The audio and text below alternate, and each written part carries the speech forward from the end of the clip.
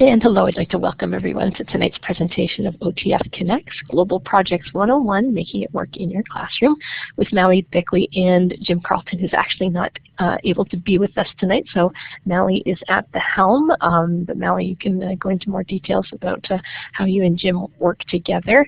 But on behalf of Syria Skirhan, who is the administrator and facilitator of the OTF Connects program, we're very grateful that you guys are here, giving up some of your own time to further your learning as well as that of your students. Although perhaps it's a little easier to do something like this tonight when nobody could possibly want to go outside in the frigid weather that we have. We are going to take a second to try and plot everybody on the map. So you will find at the left-hand side of your whiteboard, and I believe our clip art tool is working now. So my image there with the yellow arrows is just an image, so look for the real toolbar. That's just to the left of that. The very bottom button is your clip art tool. And you'll get a pop-up box. You can select the Common Symbols tab, and then choose one of those fancy symbols, and you can drop that on the map in approximately the area you're joining us from. Oh, thanks for letting us know that, Linda. Not to worry. We all have family commitments, and we're really glad that you're here for part of it. Okay, and if you want to grab the text tool, the capital letter A, and type in the name of the town or city, you can do that too, and that's the fourth tool from the top of the tool strip. If you have any trouble with that, just go ahead and type it in the chat.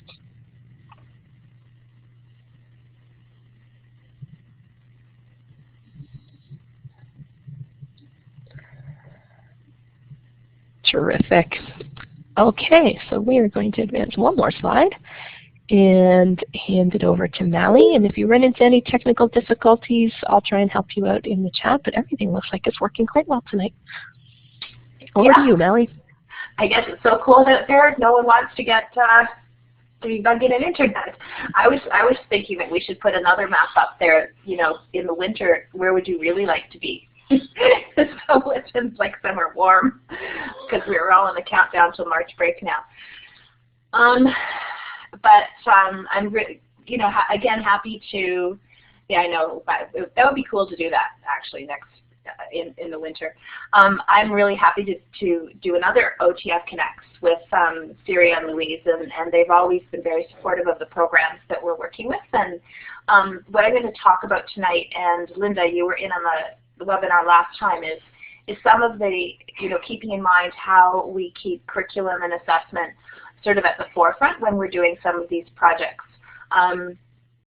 Jim and I have been doing global projects for about 10 years now, and essentially it changed the way that we teach. And I think you'll see through this process and through some of the projects that it's a different way of teaching, but it's a really exciting way of teaching.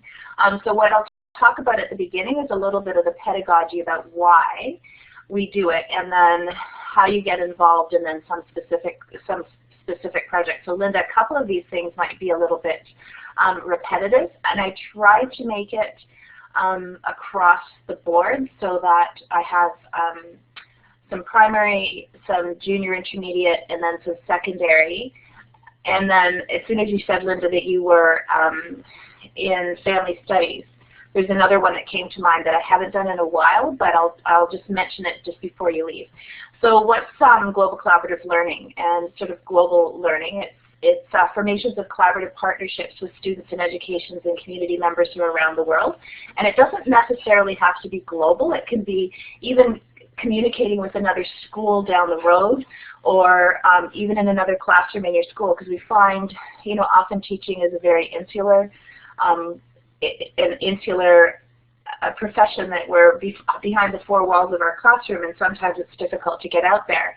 And it really is energizing when you do get to collaborate with another teacher in your building, or, you know, down the street at your partner school, or just down the country. That we're using ICTs to foster communication and collaboration. So all of this isn't about the technology. It really is about the relationships that become developed. The kids develop great ICT skills through this process, and digital citizenship skills, and something that we have to keep in mind, because we can't foster the relationships without that. But it really and you'll see through the projects it's not really about the technology, but it is about the curriculum being covered and the assessment being addressed and the relationships that are being developed through these. Many of the tasks that the students within the project are they're global issues. We can address global issues, and that the students go about trying to solve them in real and meaningful ways. And these global projects prepare the students to become literate and responsible members of the global community. We know that one of the 21st century skills is, halfway through the 21st century, but one of the 21st century skills is, awareness of global issues and how to collaborate and how to work together. And, even businesses are saying that they want students who could work collaboratively internationally and using ICT in order to do that. And then probably one of the most important is that the students are used to talk. They're shown how to use the tools meaningfully, respectfully, responsibly, and in a meaningful context. So it's not, the kids playing games anymore. It's they're using them for communication, which is really important.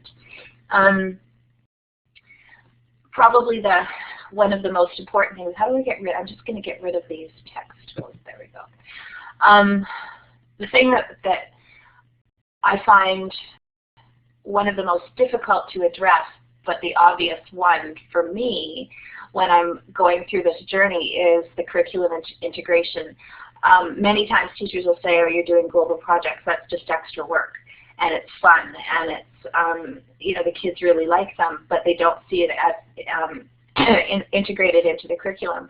But I think now we need to address the fact that kids are communicating online with kids around the world that they don't know. They're using social tools anyway, and so we have to sort of recognize that.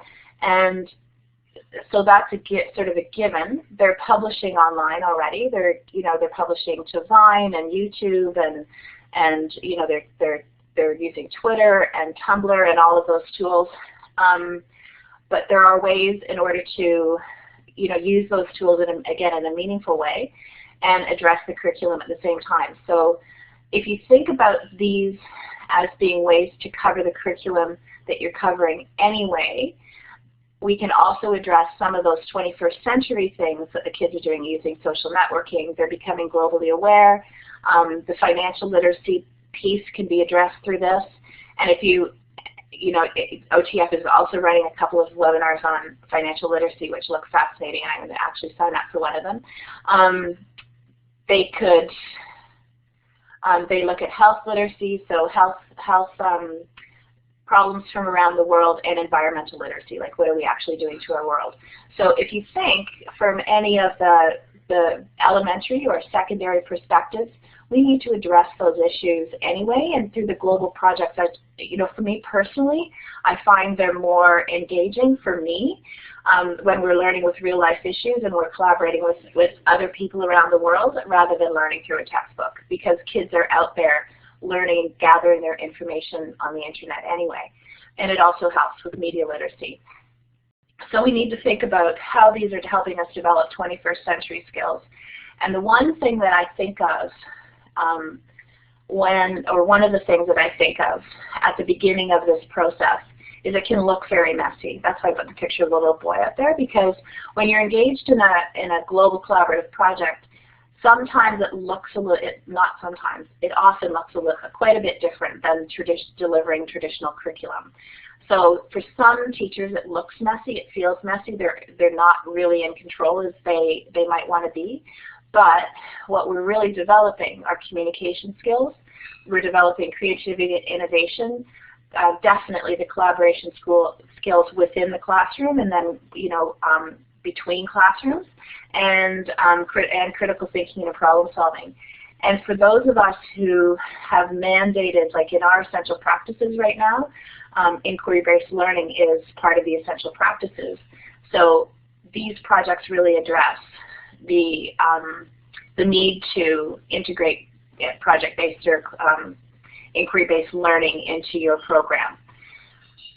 Another thing that sort of is becomes at the forefront. And I don't know if your school boards have adopted the ISTE Nets. So ISTE is the International Society for Technology and Education, and the Nets are the National Education Technology Standards.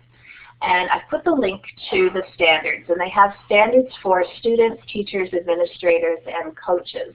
And some districts have, some boards have tech mentors, like Upper Grand has great tech mentors, and with Brenda Sherry, if you've ever taken one of her webinars.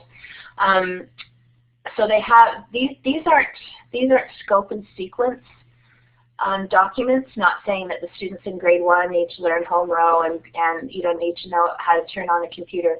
These are standards that are these are standards that speak to things like creativity and innovation, and it shows what the creativity and innovation would look like in a classroom, addressing digital citizenship, addressing communication and collaboration. Only a small part of it is the technology, operations, and concepts.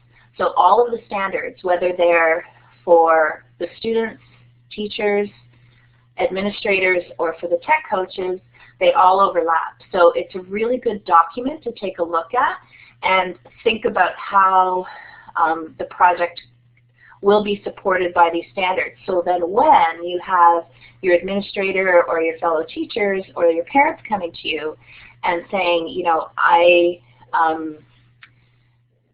why are you doing so much collaborative learning with other classes? You can say, well, our board, and you can check to see if your board has adopted them, but quite a few has adopted the ISTE Nets, and this is part of our 21st century learning skill. Even if your board hasn't adopted them, they're great to look at for two reasons. One, it just shows sort of the depth to which you can take the technology and really embed it in your classroom. But they also have examples of what it looks like in the classroom. Like they have sort of a classroom snapshot, and oh, absolutely, you can adopt it yourself. And so they have little snapshots of what a classroom would look like. And it's just a great document for when you're thinking of how to integrate the curriculum and the 21st century skills. I just put in a couple of samples. These are from the student nets. So, if you read through these, I'm not going to read them to you, but if you read through them, especially the one that I often go to is creating original works as a means of personal or group expression. I like that group expression part. So when we're actually creating something with it, like with a class or with our class or with another class, I know that I'm addressing creativity and innovation. The other one that I'm really passionate about is the digital citizenship piece, and I think you're going to see through these projects that the digital citizenship part, we don't have to teach that as a standalone topic. I know that in the grade 4, 5, and 6 health program, the OFSA one, they do address cyberbullying and good online behavior, but you don't have to teach that as a standalone if you're integrating the technology into your curriculum so that the kids are actually practicing digital citizenship instead of just learning about it.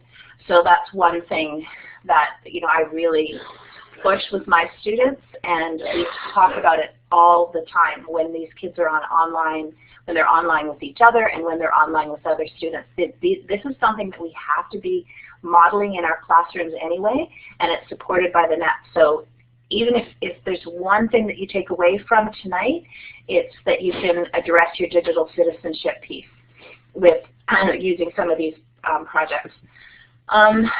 Learning goals. I don't know what your board's like right now, but our big push is for learning goals and having the success criteria.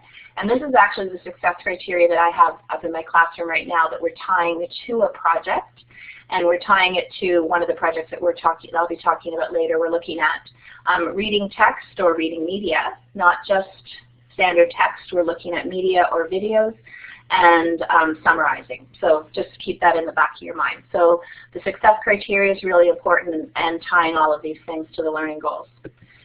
Assessment. Now this is a question that comes up all the time, even with my administrator. Excuse me, I'm just drinking a cup of warm tea because I'm freezing up here. Assessment is, you know, none of that is any good unless you're able to. I can't say to you that, oh, it's great to integrate all of this into curriculum unless you can come out with an assessment piece. And if you think about some of this global work and the collaborative work can be messy, the assessment can obviously look different. That's the one thing I love about it. The assessment is differentiated and it really meets the needs of all those kids, especially those kids in your classes who have difficulty with traditional testing and writing and the traditional methods of showing assessment. You know, they might not really want to make a poster because they don't know how to write, they don't know how to organize, but you know, put them working collaboratively with someone else talking about a concept, and they're able to show you what they've learned. And really that's what assessment is, having the students show you what they've learned in the best way that they know how. So the assessments look a little bit different. And this is where we need to really be communicating really well with parents. And I'm at the beginning of this journey, when we were on this journey about 10 years ago, when I would send home a little videotape of the video that their student had made and sent that home as their essay or their speech, some parents hit the roof because it wasn't on paper, it was really, really different. Or that they had created a book with a student in another country, they had made a book and we put it online we had to put it on a website because we didn't have blogs back then. It was quite labor intensive, so it was quite different. But they didn't see that as writing. So just think about the assessment looks a little bit different. But I think as we go through, and we'll maybe do some talking about, you know, what would be the assessment and how would we approach with that with the parents, it becomes apparent that this really is, that does meet the curriculum needs and it meets the assessment. And yeah, Louise, like even 2 years has made a huge difference in technology, just from going from being able to read on the internet to publish so easy. And you know, and it was about 10 years ago that we were publishing on the internet, but it was really, really hard. But now it's so easy. And you know, my kids have their own blogs and it's easy for them to show what they've learned and talk to other kids. It's just so much easier now than it was 10 years ago, or even 5. So the assessment piece was really important. So let me just okay, so Jeff, way back in the chat box, asked, how can we collaborate with other classes? And I'm going to get Louise to key up this video in just a second. But I'm going to talk basically about 3 organizations that we've been successful with in working with classes from around the world. One of them is IEARN, which is the International Education Resource Network, and the website is there, collaborate.iern.org. And if Louise is doing that, I'll put their website up. And I'll put it in as a website. And IEARN is an organization that has about 250, what grade are we doing examples from, Heidi? We're doing examples from elementary to secondary. So if you can type in what grade you teach. I know we have a couple of elementary, and then Linda, okay, K to 8, lots for K to 8, tons for K to 8. I'm a grade 4 teacher. So so this is an organization that has about 250,000 members, teachers in 125 countries, and what the role of this organization is to facilitate collaborative online learning between classes, and all of the projects are in a project book, and they all are curriculum based, and there's a lot of social justice that's involved in it. So I'll just show, they have a great introductory video that sort of explains how the organization works. It's kind of a brand new video. So if Louise, you can key that up. And I'll turn my mic off so you don't hear my movie ends on that movie too. Okay, so as soon as I hit enter here, folks, in the whiteboard space, you should see a YouTube video. It'll start automatically. YouTube's volume tends to be a little higher, so you may want to be prepared or turn your volume down a little bit. If you have any trouble with watching the video in that space, The link is now also in the chat.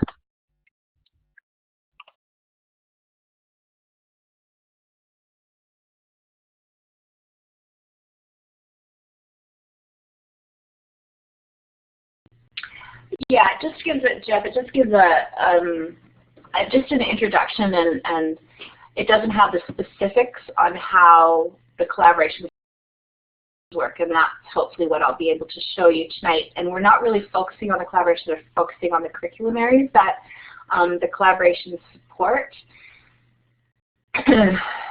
But yeah, it is a little bit vague. So just to go back.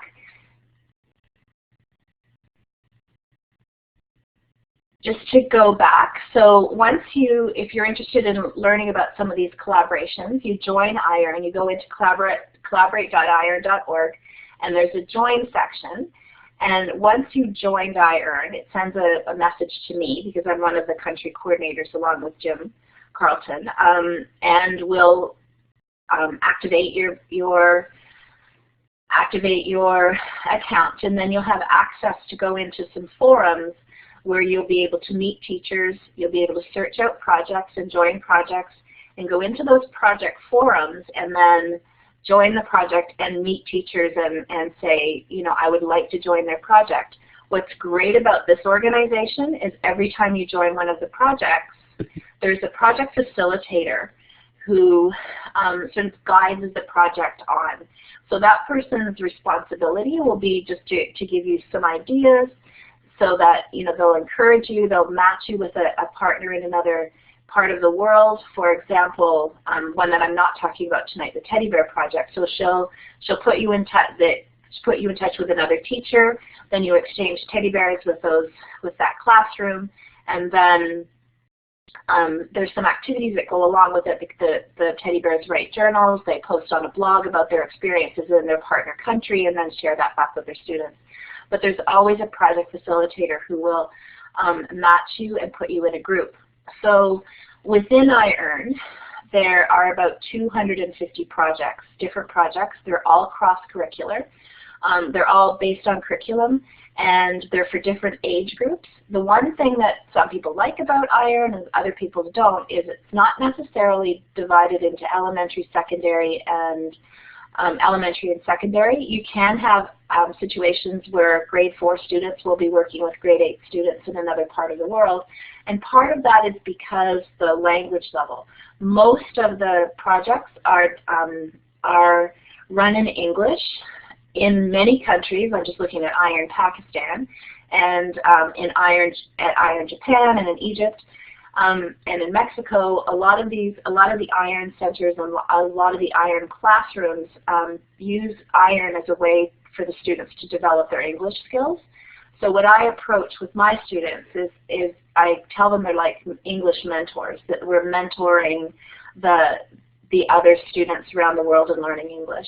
What they don't know is a lot of times some of these kids, their English is just as good as theirs, and it's quite amazing when you're working with other students who speak 5 and 6 languages. It's quite impressive.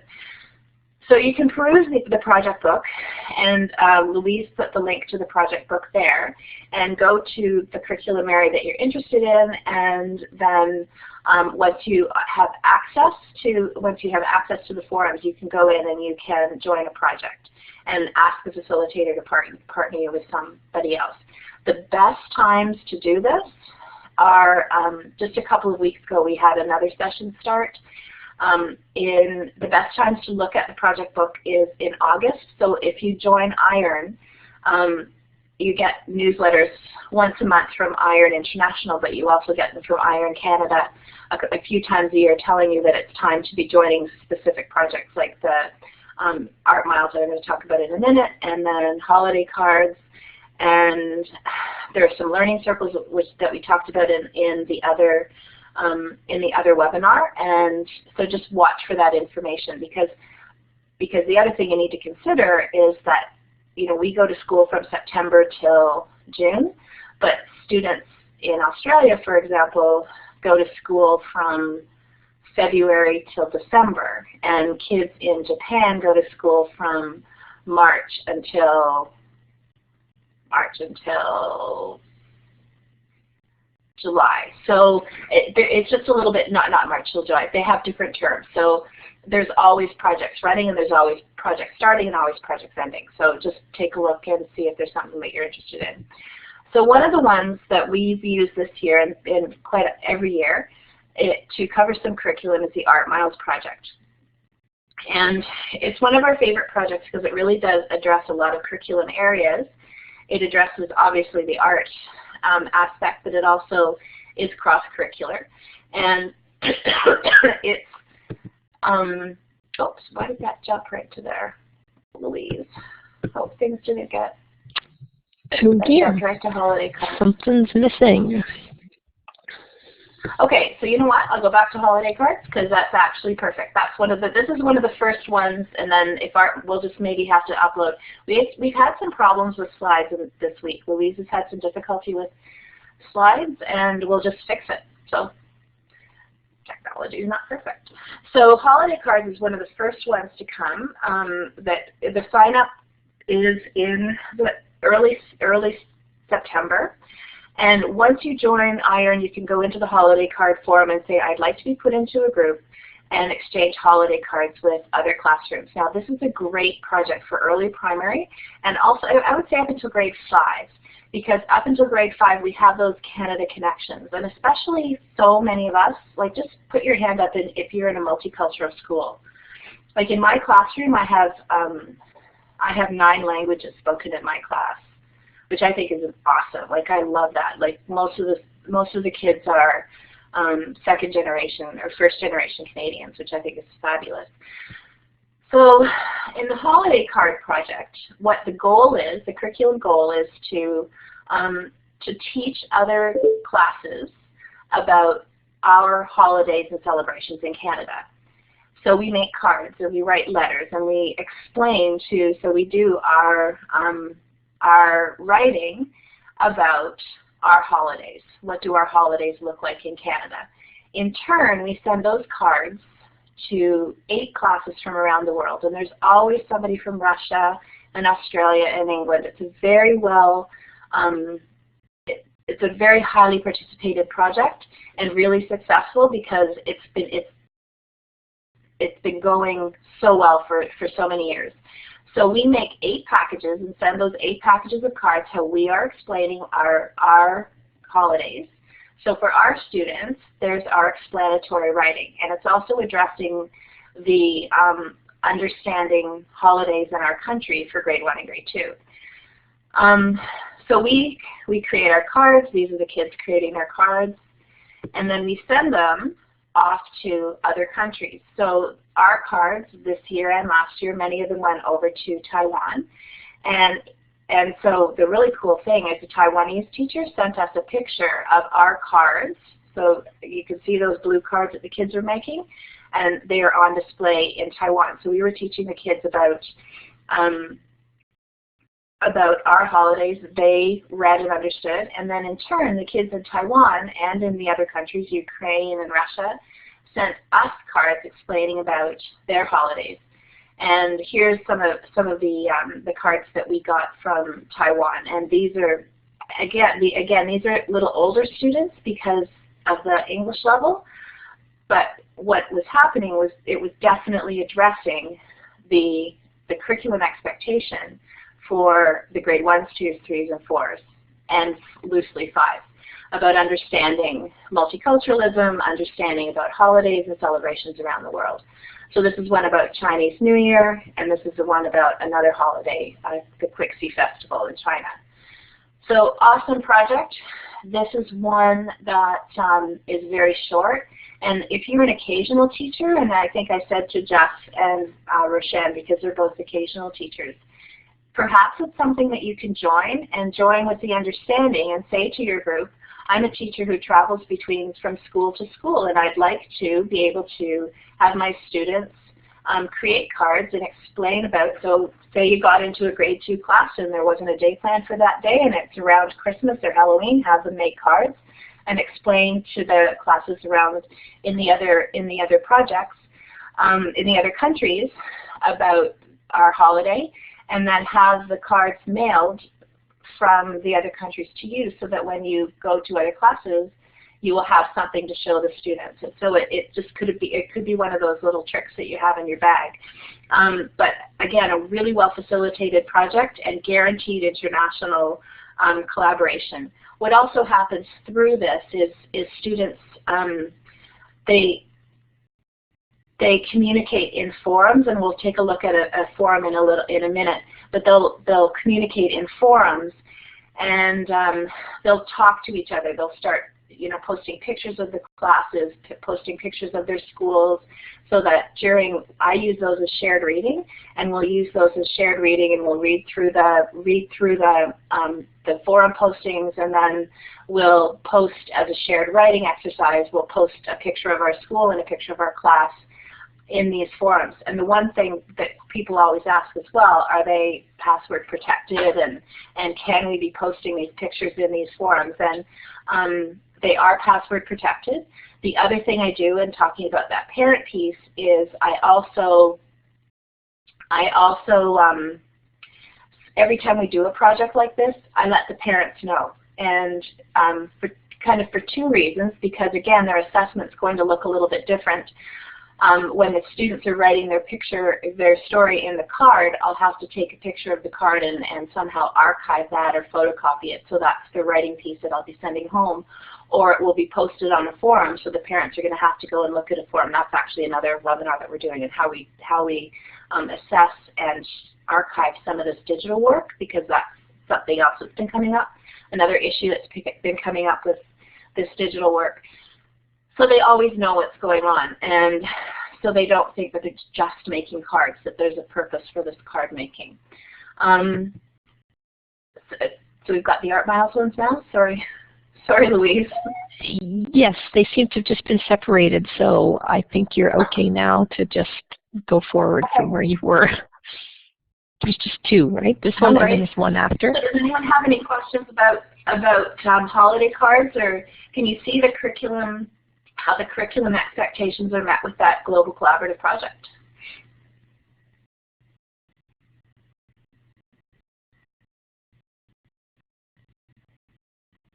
No one has any questions? Okay. I'll go on. So, Art Miles. This is another collaborative project that meets a lot of curriculum expectations. It's one that is very visual. You don't need a whole lot of technology in order to participate in this collaboration, but I think what the kids learn through this is it's quite amazing. I've done this this is one of the first ones that we participated in, and it's one we've done every year probably for 8 or 9 years now. So the Art Miles project is actually funded by the Ministry of Education in Japan. So it's another one that you can sign up at the beginning of the year, and you actually sign up in August, and you have to have permission from your administrator in order to participate in this one. And the permission is really only because the Ministry of Education in Japan needs sort of that official signature that's saying that that the school in Canada or the other school that they're collaborating with is aware, the administrator is aware that it's happening. It's more for a funding thing, but it's also great for your administrator to know that these things are going on in your class. It's a project that anyone from kindergarten to grade 12 can participate in, and when you sign up for it, you're matched with a school in another country. This is a one-to-one collaboration. It's not 8 or 10 classes in this particular one. It's a one-to-one, and what you do is you work with the teacher. At first, it's a teacher-to-teacher planning session, so a great way to expand your professional learning community by working with another teacher in another country. And you decide what concept, what curriculum area that you would like the students to teach each other about. So not only are you learning about another country, you have to teach your partner class about an aspect of your community or whatever about your country. So what this teacher and I this year decided to do is, because we were both teaching grade 4, they're 10-year-olds, And it just worked out. What's really interesting is when you go globally, you find that the curriculum matches all around the world. 10-year-olds are all learning about their communities and their regions, and kids in grade 2 are all learning, 7-year-olds are all learning about holidays. It's really interesting when you do start talking to people about what kind of curriculum areas, the curriculum topics that they're working around with their grades. So we decided that we would teach each other about our region. So grade 4, regions of Canada, traditionally a pretty dry topic, can be made exciting, but when your responsibility is to teach another class about your region, it becomes really exciting. So the kids use the inquiry-based model, and each group researched an area, a region of Canada, and then we taught on a forum. We told the class in Japan about our regions in Canada. In turn, the kids in Japan were doing the same thing. They were taking pictures of their regions. They were sending them to us. They were actually really good. They would go and they would video. I guess it's a little bit different in Japan because it's a much smaller country, but they would create videos of their region and send them to us. So we really got an understanding about the similarities and differences between the two countries. But my students, because they had to teach the others about our regions, I think had a deeper understanding of what the regions of Canada were. So what the kids in Japan did is they painted on their half of the mural. They painted what their features of their regions. Then our students received the mural in around at the beginning of January. Yeah, and I'll address that in just a second. And around the beginning of January, we received the mural, and we had to start painting what our regions look like. And we needed to do landscapes, foods, entertainment, and wildlife. So how we communicate, the one thing about this project that's difficult, unless you work around it, Heidi, we would have loved to do Skype and Google Hangouts. The teacher and I use Skype to talk because we could be, we had much more flexible schedules, but they're 14 hours ahead of us. So any time that we wanted to speak to them, they were sleeping, and alternately the other way around. In order for us to have had the kids speak live, we would have had to be at school at 7 in the morning, and they would have had to be at school late at night. So it didn't quite work. But we have used Skype and Illuminate or Blackboard and Adobe Connect to speak with other classes that are in better time zones. So, but the teacher and I did speak on Skype several times, which is really cool because I really feel I know another teacher quite well in Japan and have definitely benefited from her knowledge and from her planning. It was great. So the students leave messages for one another, and I can't open this up live because the last time we tried to go to a website from Blackboard, it kicked me out. So we're trying to play it safe today.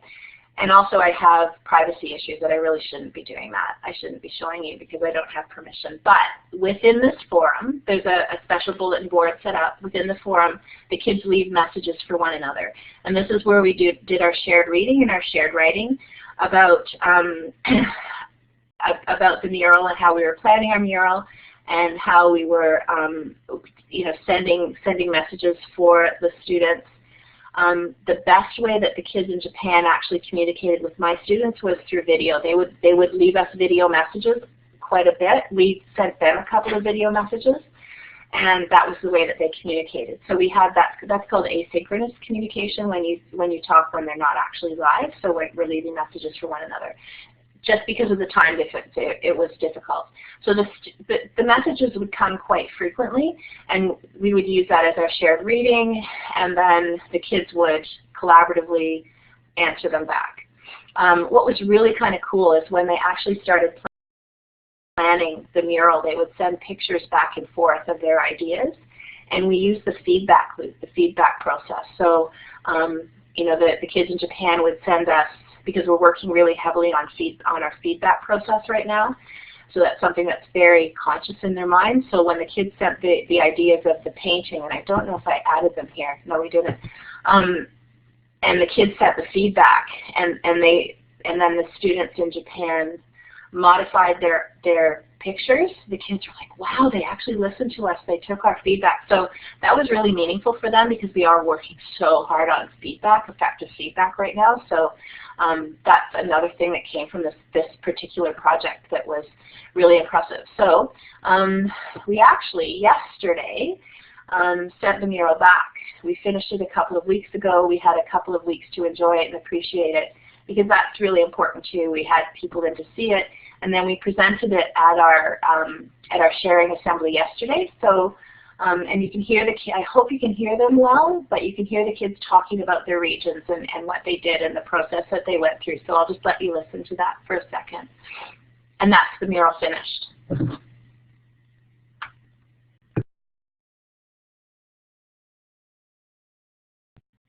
So that was actually our final video that went back to Japan yesterday. Yeah, it was really exciting, and the fact that our students were able to articulate so well about this particular one is about the Great Lakes region. It you know, definitely could be used as an assessment. As the collaborations get with higher grades, I know, I'm just thinking, Linda, a couple of years ago there was a collaboration between a class in Japan and some Palestinian refugees that talked about the food and the food and culture, and that might be something that you can talk with your staff about, is getting involved in that kind of a project. I know it's a little bit more difficult to integrate in high school, but it could be something that that one of your teachers might be interested in. Every single kid participated in this, and I think they learned much more about their regions because they had to teach another class about the regions. And everybody's assessment looked a little bit different. Some of the kids, I have a lot of, don't know if you can tell from my class. Yeah, that would fit food and cultures for sure. It was an amazing mural that these kids created. My class has a lot of ESL and ELL students, so they have difficulty writing. It's not they can't write. Some of them don't speak English very well yet, but they certainly were able to describe in their own way about our region. So was I able to give them a mark? Absolutely. And every kid got a B or above because they were just so proud of us. And this isn't the only thing we did for regions, but this was one of their culminating tasks. This is one of the summative assessments that we used, and they're really proud of it. They were devastated yesterday when we had to say goodbye to this mural. It was not pretty. I had to put it in the classroom so that they didn't even see it go in the box. It was really sad. But they're going to see it back in the class in Japan in a few days when the school there receives it. So this one can be adopted. I need someone with an architectural degree. Yeah, do you know anybody, Louise? I don't. And the great thing about these murals is there's thousands of them now. This project has been going on since 2001, and there are thousands of these murals, and they travel in a traveling exhibition, and they're quite something. But they're all based on they're all based on a concept about their country. So it's not just a learning experience, it's a teaching experience as well. So this one comes up in September that you can take a look for that. I'm going to quickly go through my hero because we've done quite a bit for my hero. Oh, yes, materials and postage costs. The only cost that we have is to send the mural back to Japan, and I know right now it costs $125 and a few cents to send back to Japan by Purolator. What I do, and this is again where it's really important to have a good relationship with your parents, is when we start these projects, I go to our parent council and explain that we're going to be doing some collaborative work, like the holiday cards, and I hope that's not me. Oh, I see that. It's lagging. Like the holiday cards, I just go and I would give it to just present to the parents that we have these costs, and now I know it's a couple $100s a year to do those two projects, and the parents are they're happy to to help cover the cost of that. So it depends on if you can get funding from your school. And you know what? We haven't had any of the murals get lost. We always send them with, I guess it's express post that we send them through, and we haven't had one get lost. There's tracking that goes along with it. Now, Jeff, it would be difficult to do this unless you were in a long-term occasional project. Like, it wouldn't be one that you could do, but something to think about when you get a contract, with your own class. Now, this is one that you could maybe do as an occasional teacher, just as a really quick thing, not necessarily the global. That can't be in your bag of tricks, but this can be in your bag of tricks. So the My Hero project can be, we've done a lot of talking through webinars about the My Hero project, so if you want to go back and maybe listen to one of those, is a project that celebrates the goodness in humanity. And the premise of this is that everybody can be a hero, that you can make a difference in somebody else's life. And the website is myhero.com. And essentially the students research, and they learn about, and publish a piece of work about somebody who is a hero to them. The collaboration part in this one comes through a learning circle, where through iEarn, iEarn puts together 8 to 10 classes in a learning circle. And again, we've done a learning circle webinar that you can go back and listen to if you're more interested in learning circles. But these 8 to 10 classes talk about heroism as a concept. They connect in the forum, so then they're starting to, okay, you want to grab that link? Thanks, Louise. They learn together about what heroism is. They talk to each other in those password-protected forums, and at the same time, they're publishing work about their heroes. So once they've done the research, they've done the talking about who heroes are, they have several different ways that they can share what they've learned. They can publish online, and this could be something really cool that you could have the kids do, Jeff, if you've got a day and some computers and not a day plan, and you can have the kids publishing just a story about a really simple, maybe 5 or 6 sentences about somebody that they admire. So once you've gone into My Hero, you can create an account, and then you have access to these publishing tools, which are great. So this is just an example of what the online publishing tool looks like.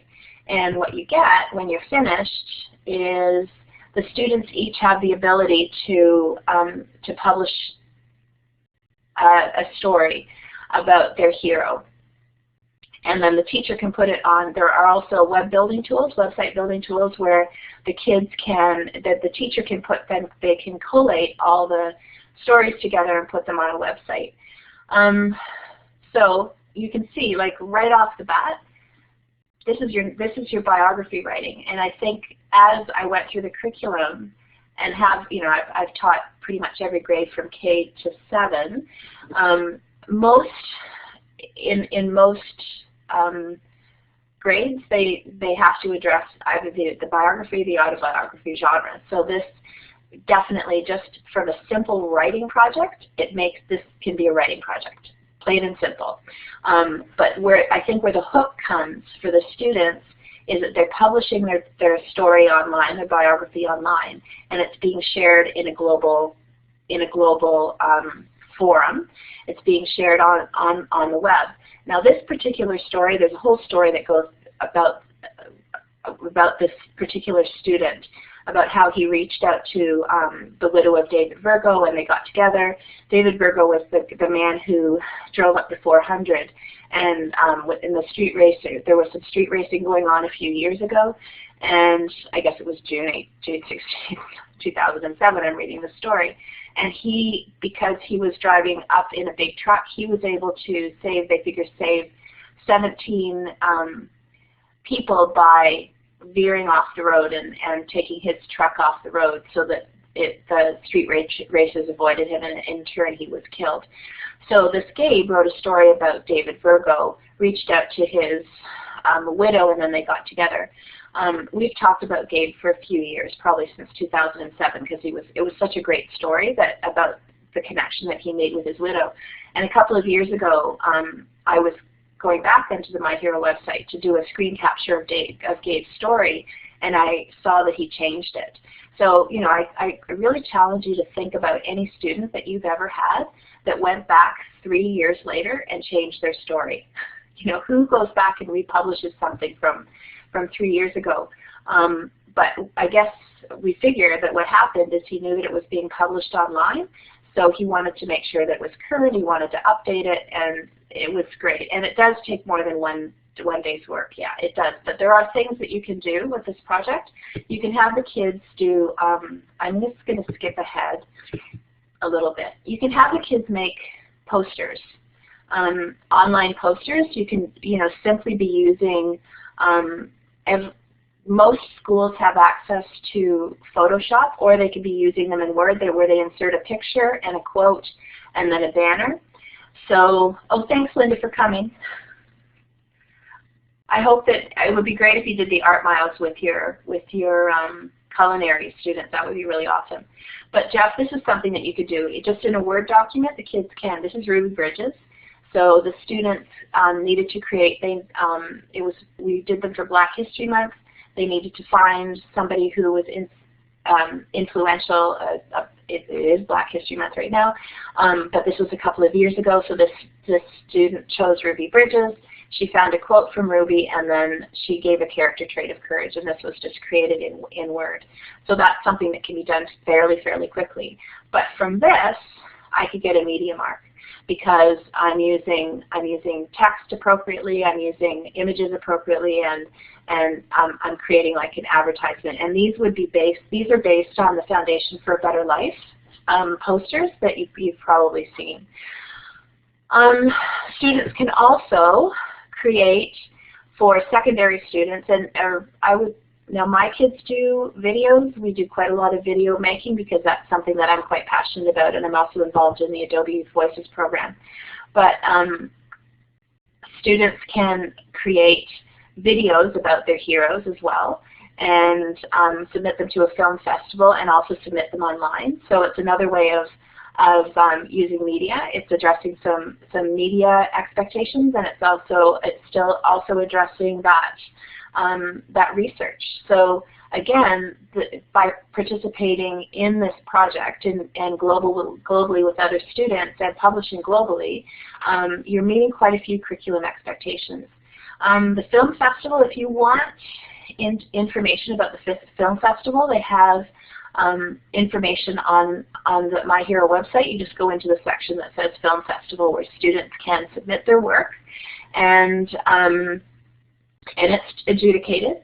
And they have a festival every year in November where students can win prizes, and they in different categories. There's environmentalists, there's peace activism, there's some about heroes, lots about bullying. A lot of kids do public service announcements about bullying and cyberbullying, and submit them to the film festival, and they're excellent. The other thing is, not only using this site as a place to publish, but using it as a resource.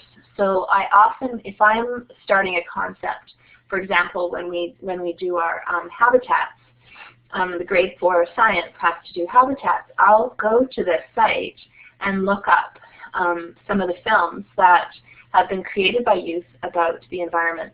And because youth, they have a pretty passionate message about this, but it also shows my kids, it gives them an example, and it models for them what they can do as well. So if you want information about the film festival, which is fabulous, go to the My Hero website. So again, lots of curriculum expectations can come out of this. There's a lot of differentiated assessment, and also just different ways of showing what the kids have learned. I don't necessarily, well, no, I can say, I can give the same weight to a poster as like those Foundation for a Better Life posters, depending on what my success criteria says.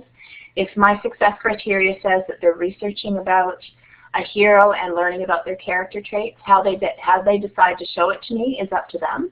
So they can either hand in that essay, or they can hand in a poster, or they can hand in a video. It's up to them how they want to show me what they've learned. And that's where the differentiation really comes in with these projects as well, is giving them those choices and really tying it to that success criteria and looking for the assessment. But again, how are we going to be sharing that with the parents? And especially with this project, it all gets archived on that website that the teachers create. And really, that website, if you can attach a picture to an email, you can create that website. The tool on the My Hero website is that good. It's great. It's really easy to use. So for secondary and still some elementary, there are other organizations that we have found fabulous for hooking you up with global connections. One of them is the Center for Global Education, and they're in Edmonton. And they run a series of video conferences throughout the year on different categories. They have, and actually they run from grade 7 to 12. So they have a series of health webinars using video conferencing, and so they examine the aspects of the human body, and those fit into the grade 7, 8, and 9 health and science curriculum. And they also run a series of webinars on world issues. So that fits into the grade, I looked that up, and that was the grade 12 Global Issues course. So if you go to the Center for Global Education website, you can see how you can sign up for some of those collaborations. And what happens there is they're partnered with, it's not only the webinar that happens. So, and a webinar is just like what we're doing now. They'll connect with an expert, and they're actually looking for partners right now to connect with some teachers in Afghanistan and some soldiers in Afghanistan, and they want to talk to the students in Ontario and actually all across Canada, because I guess in the next few weeks Canada's pulling out of Afghanistan. So they want to get some impressions from the soldiers and then the people who have been working on the infrastructure in Afghanistan. They want to give the students an opportunity to talk. So they're going to be connecting back with students. So, and that's all going to be on the website in the next few days. We just got emails as teachers, and there's going to be information. At the same time that, so we have that live connection. Yeah, I'm really excited. And actually, they were going to have it on March the 14th. And I said, you can't do it then because all of Ontario is on March break. So they're actually going to be changing the date to accommodate some Ontario schools. So you have the live connection. So you have that live face-to-face connection. Yeah, right. No, you know what it is? I'm going to have to, and I'd love to. I really want to do this one. I'll be helping them with the activities that will be going along with it. So you have that face-to-face live connection with the people, not only with the classes from around Canada, but also with the people on the ground in Afghanistan.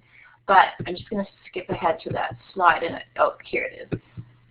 No, it's within, and because I just found out about it today, I didn't have time to add that. So there's always a place for the students to be emailing and posting back and forth in a collaborative classroom. Again, it's password protected, and the classes can go in and they can start talking to each other about the issue. So I think that's going to be a really exciting opportunity for some Canadian classrooms. So if you go to the Center for Global Education and see if you can link up with one of those webinars and then subsequent collaborations, and your students can be talking about some pretty interesting health issues and environmental issues.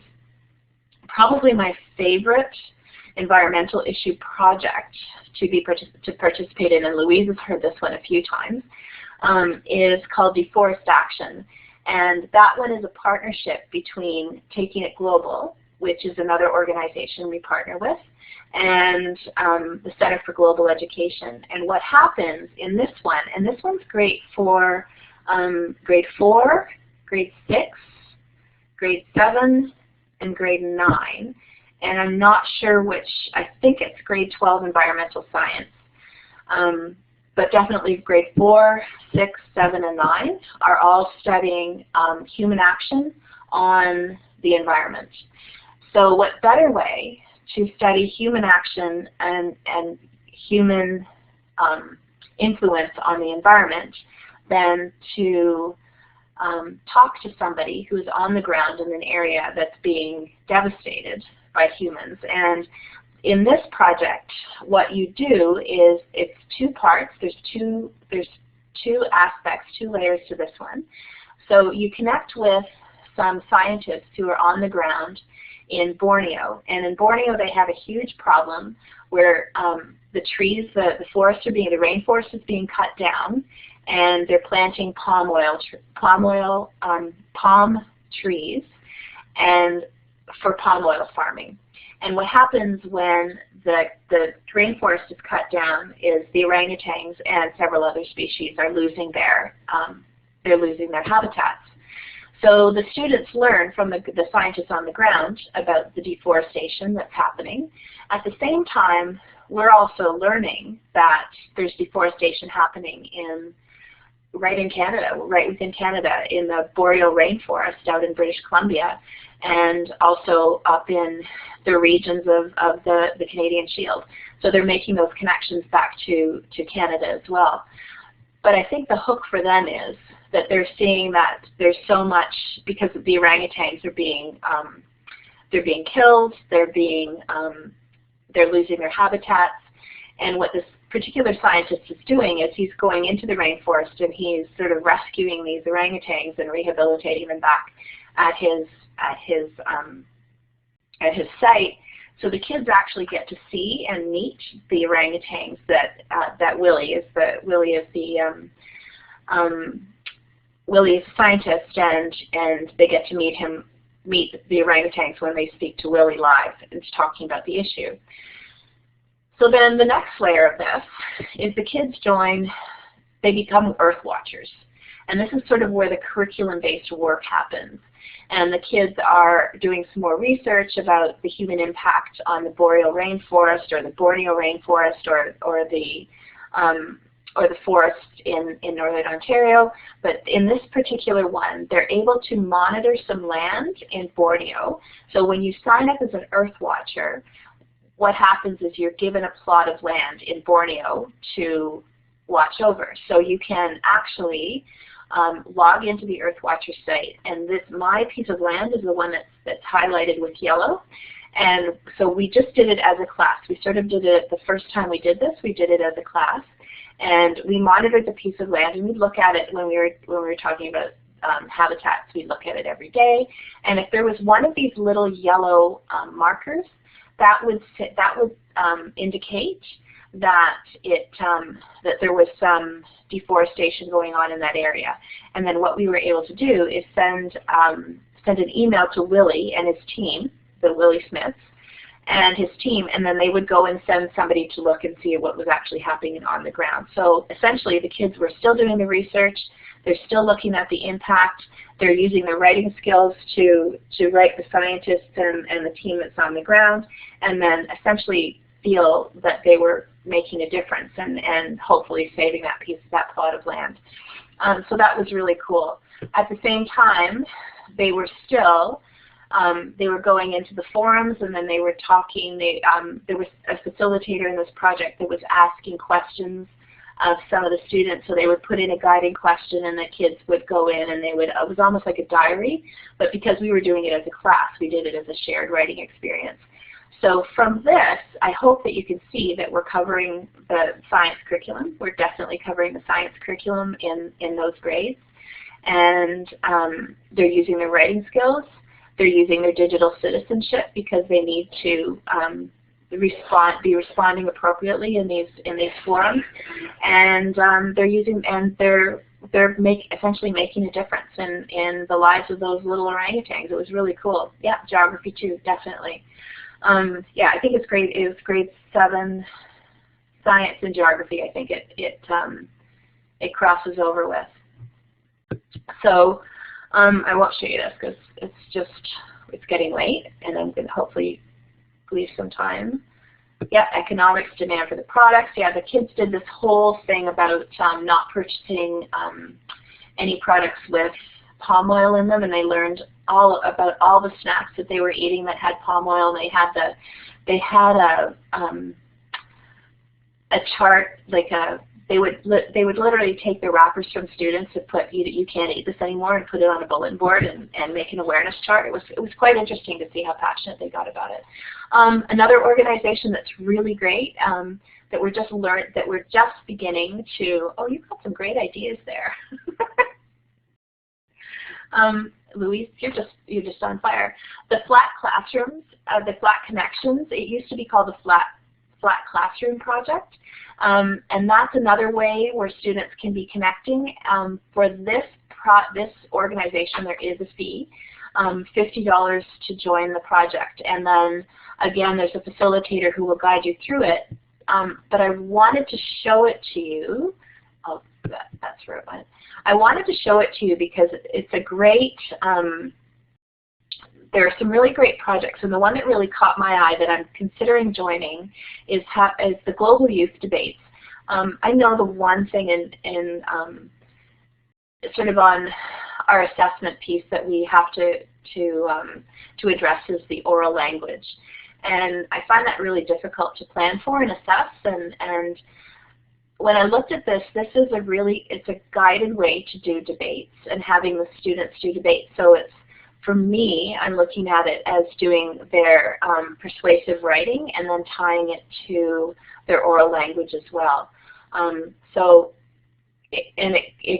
This one goes from grade 4 to 12, and it's the lady who runs this, her name is Julie Lindsay, and she is amazing. And this is just one topic that really caught my eye as I was putting together the organizations. It's a fairly new organization, but the lady who runs this is really incredible. So I hope that this gives you just a little indication of how to make some of those connections, some of the organizations, and why we're doing some of these projects. I won't lie to you, it does take a little bit more work at the beginning to do these projects with your students. It takes a lot of energy, but really what you get from it, I find it quite energizing. 10 years ago, I almost quit teaching, and I'm now past my retirement date, and I really don't know when I'm going to quit. I just love being able to work with teachers from around the world and have my kids working with kids from around the world and seeing them come to school every day. Another sort of off benefit of your kids participating in these programs is they're never away. Like on snow days, my kids are there. Like I have 26 kids in my class, and on a snow day I have 19. So they're excited about coming to school and participating in these projects and working with, it doesn't happen all day long, but sort of that underlying tone of the classroom is the collaboration and the cooperation and the creativity, and using those 21st century skills is definitely a theme within my class. So hopefully you have an understanding of how curriculum is supported with some of these projects, and how assessment looks a little bit different, and how the nets fit into all of this. So when you go into your administrator and say, this is what I'm doing, and you're able to say, I'm going to participate in an Art Miles project or the My Hero project, and this is why I'm going to do it, and these are the outcomes that I'm going to have, and this is how I'm going to be participating, and assessing my students' work. Heidi, I don't know what a GAF school is. What's a GAF school? G-A-F-E. We will be. In, I think April, we will have access to Google Apps. Our board just signed on. So does anyone, I know, I can't wait. Just in thinking of the next webinar that I'll be doing, we're doing it on feedback using iPads. And if we had Google Apps for Education right now, it would be so much easier. But yeah, I know we'll really love it. a lot of the teachers that I work with have them already, and our board is a little bit slower. So does anyone have any questions about anything that we've talked about tonight?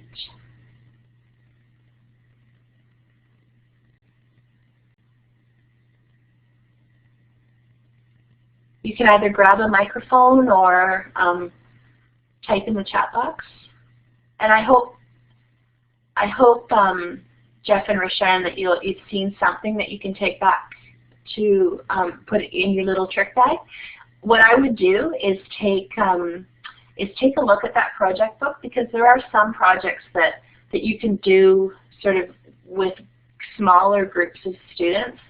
You know, there's an origami project, again, something that that you can take a picture of your kids making origami, send it to the class in Japan, and then the class in Japan will send you pictures of them doing origami. So that's easy. All of the projects are free for now. All shipping and handling. Yeah, if it involves shipping and handling, you need to do that. But a lot of the work that we do, Jeff, we just post pictures and videos. It doesn't necessarily involve stuff.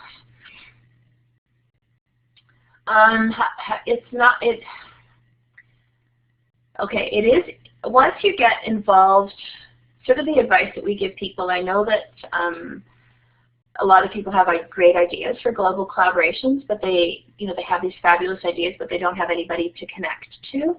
So what we suggest is that you connect in with one of these organizations, like Taking It Global, or Center for Global Education, or IRN, or the Global Classroom, Global Connections, and meet other teachers first. And once you've sort of got your professional learning community of international teachers, then you can maybe propose doing a project with them. But it's really difficult to start a project and not have teachers yet. So it would be, I would definitely suggest joining a project first and meeting people. You know, it's almost like going to a new school, that you're joining a new group and sort of get along with their groups, and yeah, scaffold your global learning. Yeah, get to know them first, and then propose a collaboration. I have a couple of questions, Mallie. Yeah, it depends on the project. Oh, Heidi has asked a question there first. Go ahead. I don't tweet a lot. Yeah, I don't tweet a lot. It's more of a time thing, because I'm involved with all of the people that I'm would be tweeting with anyway. So I don't. My classroom does, when we do cool things in our classroom. I think it's Dream Team 4. Yes, it is, Mallie. Or maybe it's Dream Team 5. Is it Dream Team 4 or 5? I believe it's 4. 4. Yeah. That's the one that I sometimes include in our tweets too. I think so too. Mallie, yeah, and the kids tweet out when, like, for example, when we did our. Oh, sir, go ahead.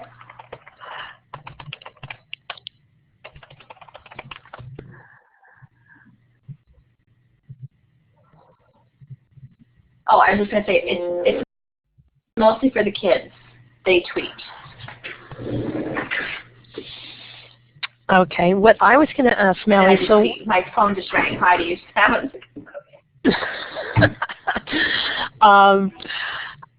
So you said that you've kind of developed a professional learning community of some other educators around the world. So do you find that once you've connected with a teacher in a school, that you will do future projects with them, with the same teacher, but then you've got a new class the next year? Yeah.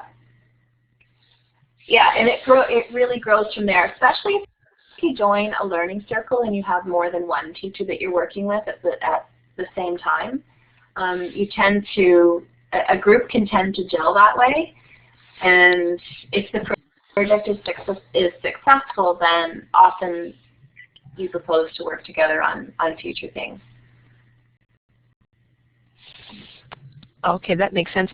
Now, one of the things that you had said earlier that I thought was really interesting was how the more you've engaged with other teachers around the world, the more you've seen that the curriculum is really quite quite consistent for the different ages, no matter where they are.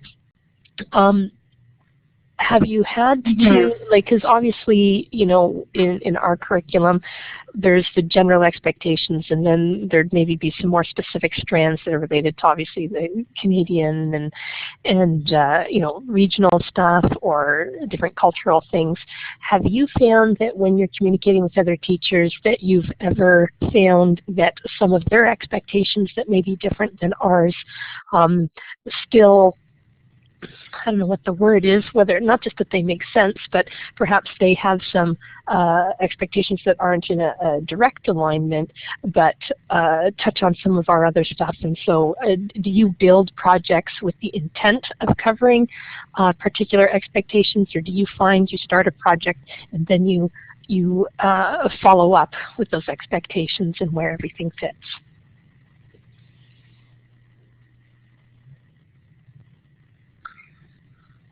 Yeah, it depends, both. Some of the, like, there's other ones, there's one called the Early People Symbols Project.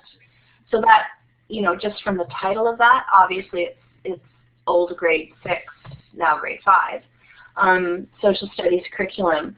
So that one definitely covers it, but other ones, especially some of the sort of the writing and the folk and fairy tale kind of thing, you have to mold the project to fit your curriculum so that you're not throwing the curriculum out the door in order to participate in the project, because that's the other thing that we really try to be careful of, that when we do participate in a project, it will give us that assessment piece that we need. So sometimes we have to mold the project a little bit to fit everybody in the group, or you mold your outcome or your final project according to your need, and the teacher in the other country will mold the final project to their need. So you're collaborating, but they might look a little bit different at the end. I'm just thinking when we're publishing some of our work, especially when it's more on the written side, that we'll tailor it to fit the expectation that we need it to, because you're still responsible for it. And that's where that messy piece comes in too. Like, it might not look at the beginning that we're covering it, but we do. We have to. Or do some of the projects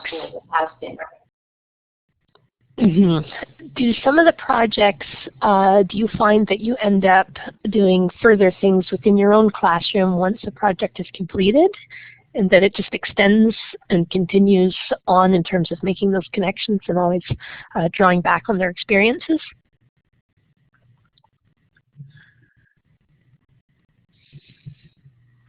Yeah, it's not. I find that they're not one-off. That the kids really want to keep. They're very organic, is what I guess I'm trying to say. The kids take a lot of ownership on them, and they become. It becomes more of an atmosphere in the class, if you know what I mean. That it gets carried over that way. So, for example, when we're doing, I'm just looking at, for an example, the deforestation project. That project doesn't end when the unit is over.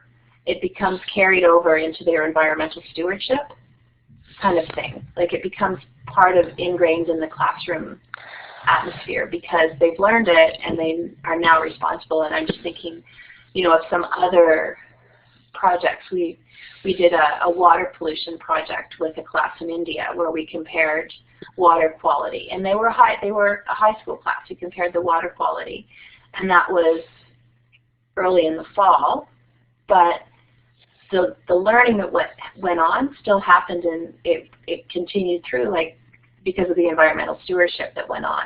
So that because the project ended didn't mean the learning stopped.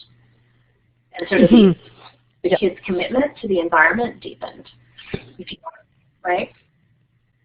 You know, absolutely. And you know, other projects that we've talked about before, Machinto, the Peace Project sort of keeps going on because we're creating that peaceful atmosphere and learning how we can be peaceful stewards, and that, you know, goes into their student leadership. Like, it crosses so many different areas. It's just that the class has that kind of a feeling, as opposed to okay, now we finished our regions unit, we're done. It doesn't work like that. Like when we go on to do our habitats, we're going to bring that back and revisit and things. So I can see then how you described, your kids always showing up for school. That is something that you can be passionate about as an educator, and that transfers to the kids, and then they become passionate about it, because obviously an engaged student is a far more effective learner.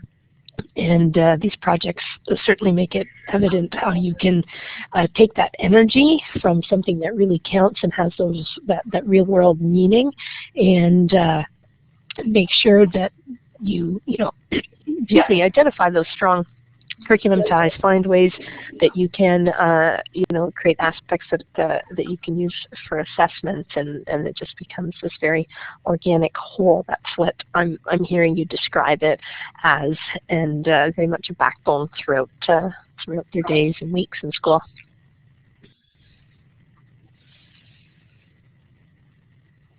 Right, and that's where the challenge-based learning and the project-based learning comes in, right? So it's not just departmentalized learning, it's integrated, it's cross-curricular, it's sort of all-day sort of learning.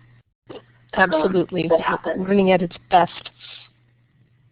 I can see we're getting all kinds of lagging issues now. Jeff, Rashan, Suki, I see that your sound is significantly lagged. You might even be frozen there. I hope not.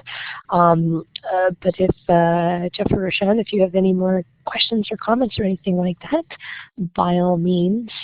I'm going to drop the feedback survey link into the chat box, but you can also click on the one that's right there on the screen. We sure do appreciate your feedback for these sessions.